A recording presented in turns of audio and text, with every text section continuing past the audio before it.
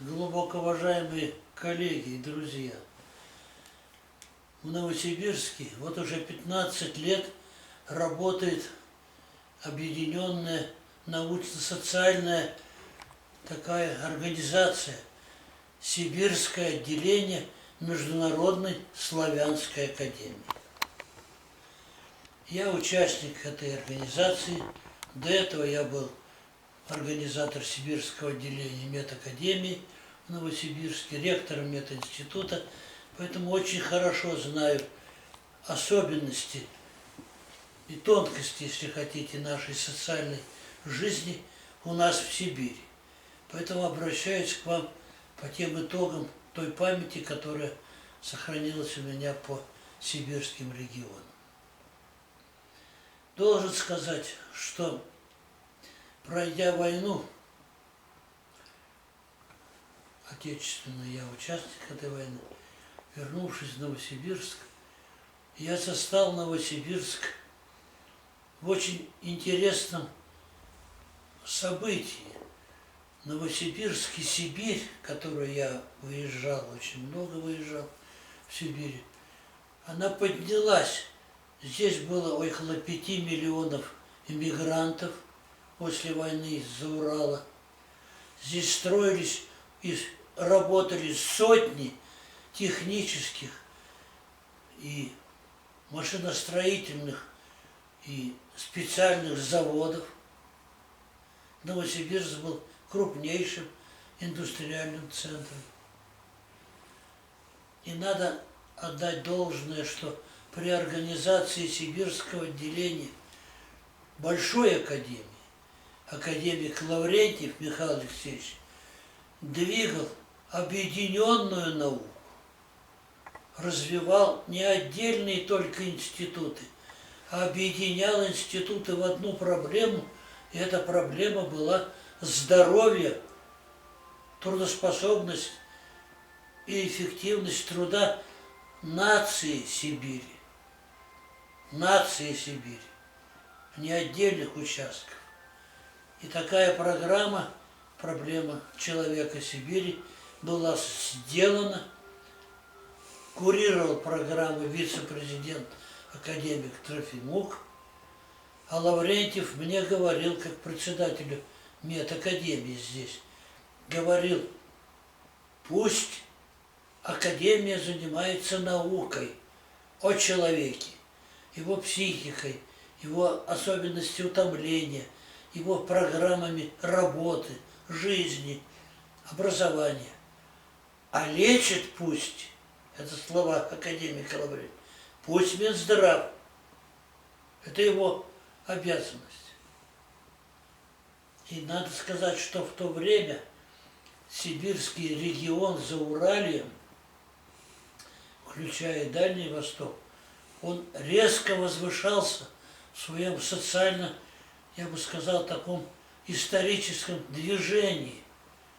Это была часть России, более даже передовая, потому что здесь были десятки академических институтов, здесь было 6 институтов медицинской академии, было несколько институтов академии образования, строился большой академический городок Восхнило, то есть сельскохозяйственная наука развивалась.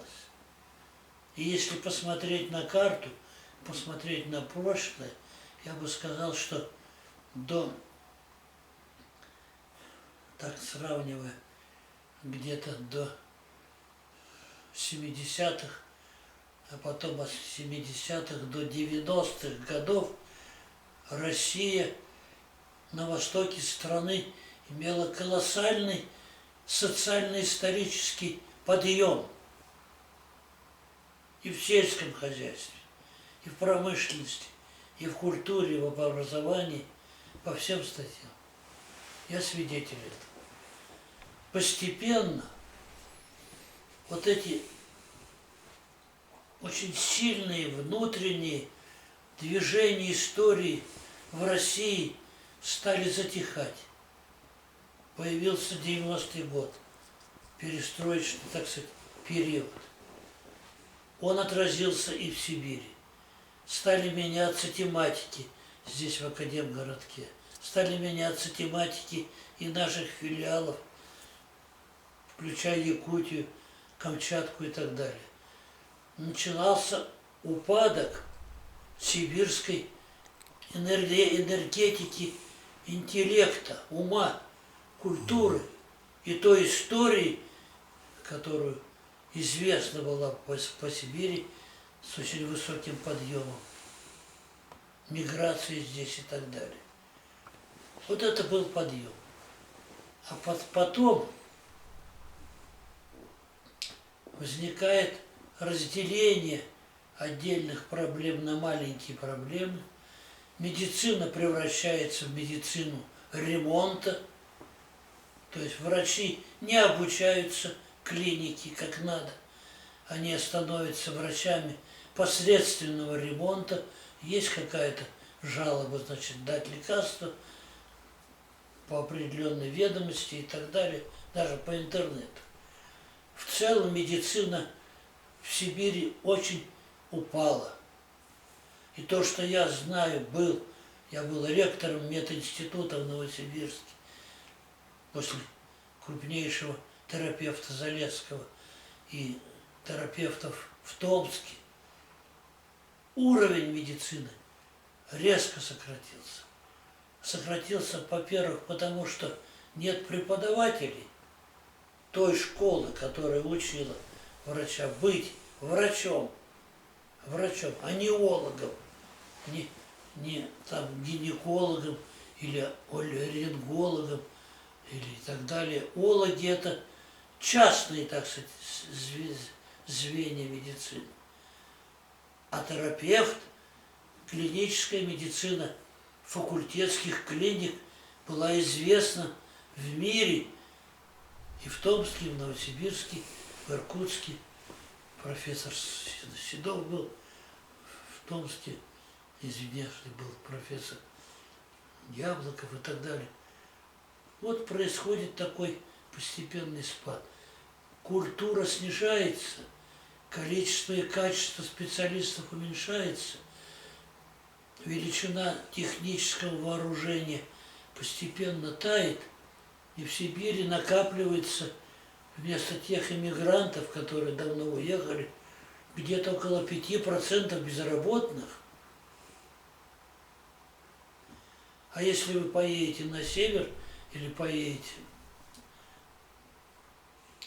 на сельское хозяйство, вы увидите там еще больший упадок. Поэтому я как ученый, врач, как эпидемиолог, который 70 лет занимается медициной, с очень большой тревогой говорю о том, что тот энтузиазм, который был в нашей сибирском отделении славянской академии, он резко упал. И не по вине даже членов академии, а по вине той, если хотите, общей социальной культуры, социальной политики, которая движется через назначение губернаторов и так далее, и так далее. Это очень тяжелая нота. При этом я должен сказать, что в России, в Сибири в частности, есть резерв. Есть резерв. Если его привлечь к специальностям и техническим, и педагогическим, и культуры, и так далее, то мы можем поднять уровни жизни здесь.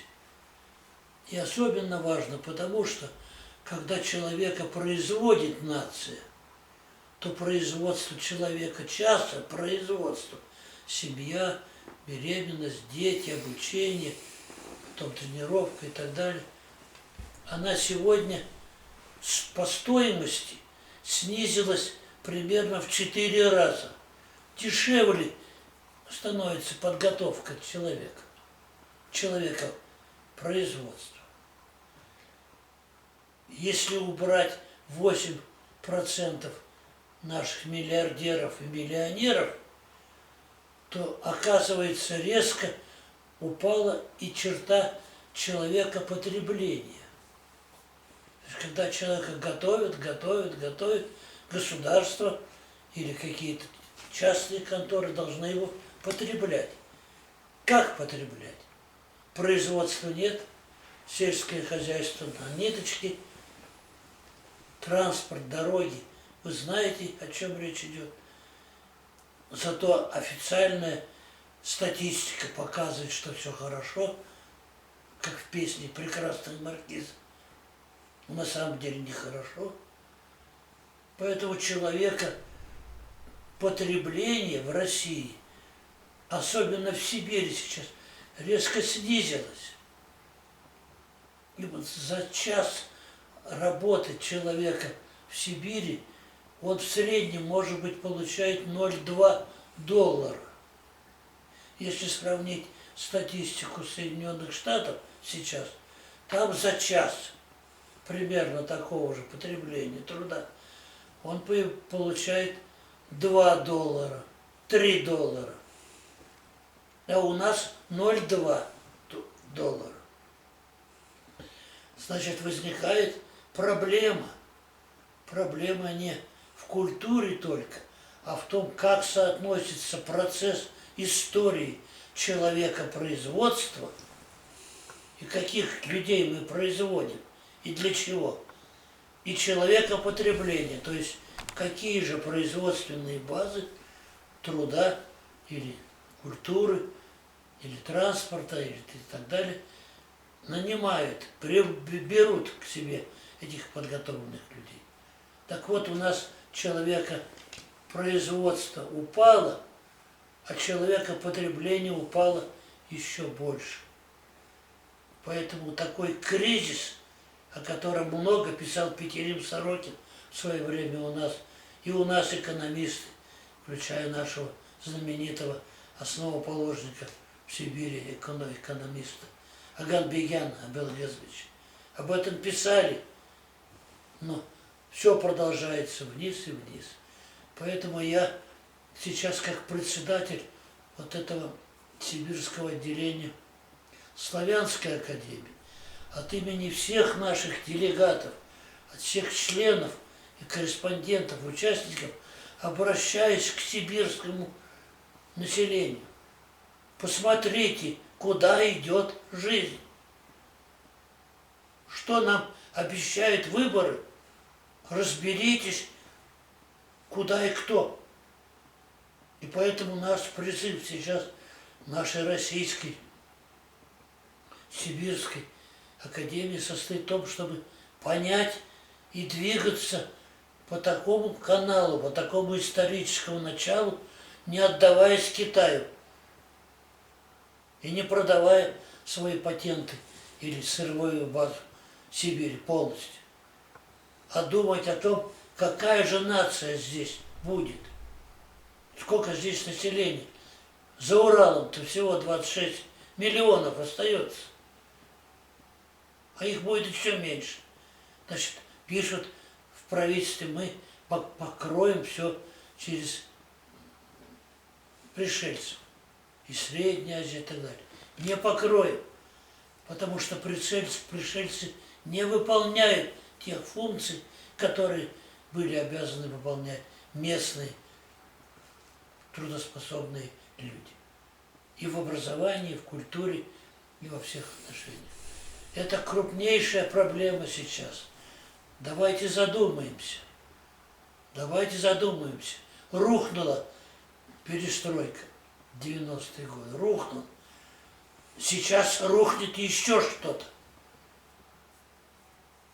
Прислушаемся к обстановке и попробуем найти те объединяющие социальные мотивы, культурные мотивы, экономические мотивы, которые могли бы задержать этот упадок сибирской нации. Я с таким обращением кланяюсь вам и рассчитываю на ваше понимание.